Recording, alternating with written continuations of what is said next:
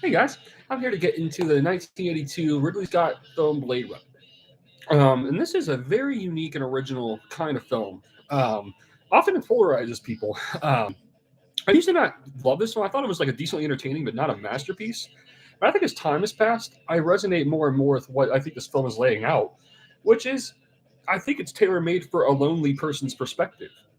And it reminds me the most aesthetically, actually, of the film Drive, and of course, Blade Runner 2049 as well. But I think it's just a really good foreshadow of a lot of 2010 cinema, particularly. And like films like Her would cover a lot of these kind of themes too. This is like, I think, the superior end on all that because this is one of those films where it really isn't like style over substance. Like it often seems because it's really aesthetically heavy to the point where it almost seems like it's over. It's a very stylized film, but I honestly like the more I watch it, it feels like it's just out to be like a science fiction take on. I'm obviously adapting Philip K. Dick, but the film experience ends up coming off like a very Martin Scorsese-esque perspective, early like the serious state of Martin Scorsese, kind of like Taxi Driver, Raging Bull, because this film feels uniquely lonely, and I believe that's because Ridley Scott was reading his brother's passing while making this film, so he was in a unique amount of melancholia the whole way through.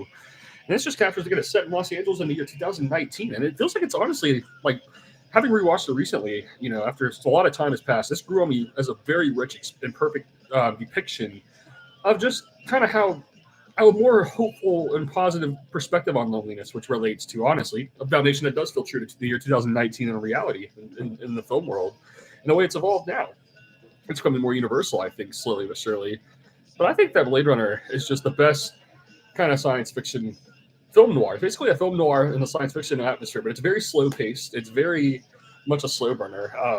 There's sometimes a lot of like interesting stories where sometimes it's a little like strange what's going on, but it feels like a little like soothing in its own way too. There's an optimism about humanity living in this film, a hope of humanity. You could say it's very dark, and there's definitely a lot of like depressive moments, but ultimately it does feel like this film is out to be kind of more, a humanistic film and a more artistic take on like a lot of the things that Star Wars was laying out. Particularly, it feels like it's continuing Empire Strikes Back into like a combining a lot of themes like 2001: A Space Odyssey, but its own kind of way entirely. In a way that in the end, it does seem like it's a little more optimistic. I've never loved Harrison Ford more. He's perfect here as Richard Decker. I mean, all these characters are just absolutely perfect. And all the situations he gets into are just very relatable. And I love his like 9 Minutes with Rachel, and this is just absolutely perfect. Like, I really love how all these characters just interact with each other in this very dystopian kind of world. I know there's a lot of versions of this film out there. Personally, I'll vouch for the final cut. That's the one I always go to, and I'm like, that's just the one that seems to be settled on as the best, the definitive version. No, and it's a bit of a nightmare moment. I mean, there's some really violent moments in this film, also shockingly violent, the one in particular. But this is also like there's like a very dark love story living in this too. That's 100% relatable. It's like a love story for a man who doesn't have love, basically, and it's kind of the way this all kind of relates more and more with age and time. Um, yeah, this is just really a captivating outlook on a depressive, like dystopian future, you could say. And the optimism kind of lies in how humanity does kind of like figure something out by way of the replicates. It's like they really did build something better. Very symbolic to how internet computer is. It's like, okay, like it feels like it caused a tragedy, but it also is kind of given some hope because my opinion on all that is just like, well, you can basically school yourself on whatever you want by way of the internet. So that is a bonus, right there. Um, but then this film is like one of those too where it's like, I mean, and Ruther Hauer is just horrifying in this too. He's like, but also human. He's the most human villain, like horrifying villain ever, like humanistic one ever. I mean, because at the end, it's like, wow. I mean, it's just kind of what it takes you through here. It's just really genius. And this took a lot of time to grow on me. I'll tell you, this didn't hit me overnight. This took a lot of time. But it turns out to be quite a genius a depiction and very flawless. And it's just kind of insane how much I just love this one. In the Angelia soundtrack, I mean, it's absolutely provoking all kinds of strong emotions all the way through. It's just all these scenes here. I mean, it really does feel like a lot of Jesus Christ symbolism like lives in this whole film. It feels like a lot of Christianity is going into this. It's a very very abstract take on the Christianity, but it certainly lives in this film. It's gritty, melancholic. It reminds me a lot atmospherically, like literally, like there's a lot of like Taxi Driver kind of outlook living in this film. And it's geniusly perfect. I mean, the sequel's just as good. Honestly, I realized in time this and that film are perfect films, and that's like they were always ahead of me, and I always felt it. But it's like I needed time for myself to get why exactly, and it took some time to, yeah, just understand what it is to be in this internet culture and age, like, which is what the film I think is accurately depicting before it was all around. It's like Radiohead. This film felt kind of like going into like a Radiohead album, particularly. Um, this made 1982, so this is like way ahead of its time. That was a year something transcendent was happening in 1982. A lot of humanistic masterpieces, basically. This Fanny and Alexander Fitzcarraldo, like very distinctive kind of inspiring films, where it feels like just uniquely intense about it, but it's ultimately hopeful.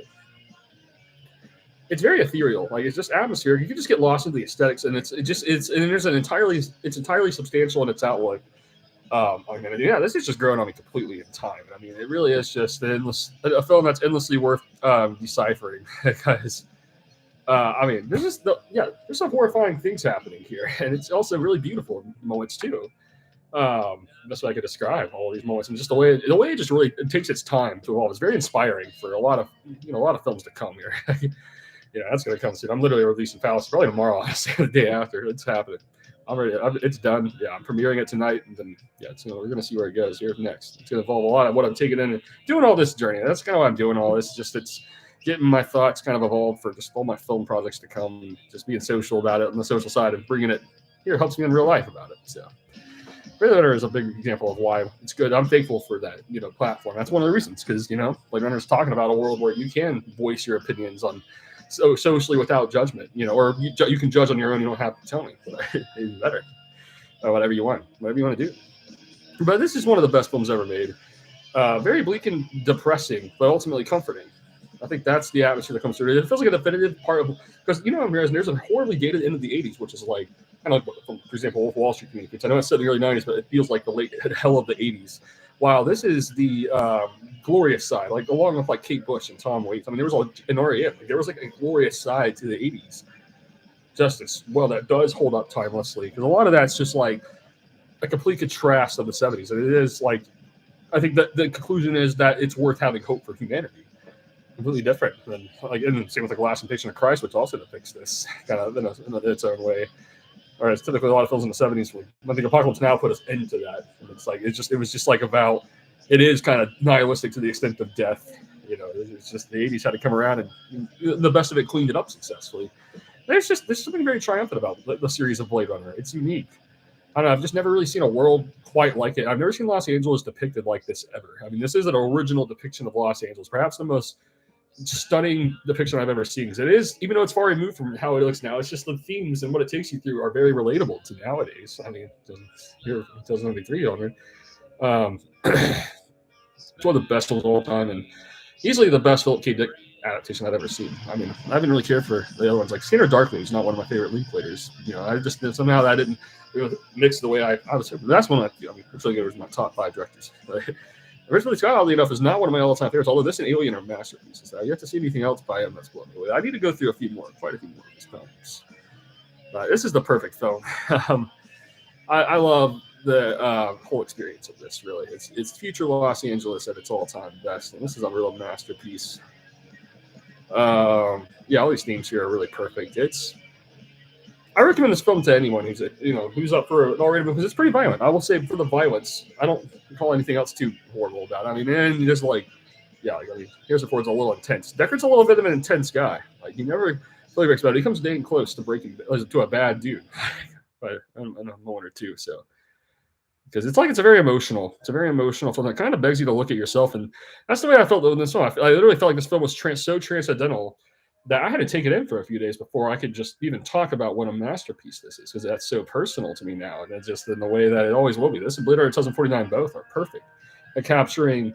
It's like a bleak, it's a dark, optimistic outlook. I think that's what this kind of lives on. It's right on the wavelength like a Paul Thomas Anderson one. And interestingly enough, although it's a science fiction, it ends up just feeling like a very slow-paced, loose kind of character study. And I love every bit of this film, so I recommend it to anyone who's interested. And it goes beyond science fiction. I mean, this is just if you love just a great, well-directed, atmospheric kind of film, this is just a one of a kind. And yeah, this is my favorite Ridley Scott film because it's just the most layered, atmospheric film he's made. It's so rich and I recommend this film strongly if you're up for this. If you're up for that kind of deal.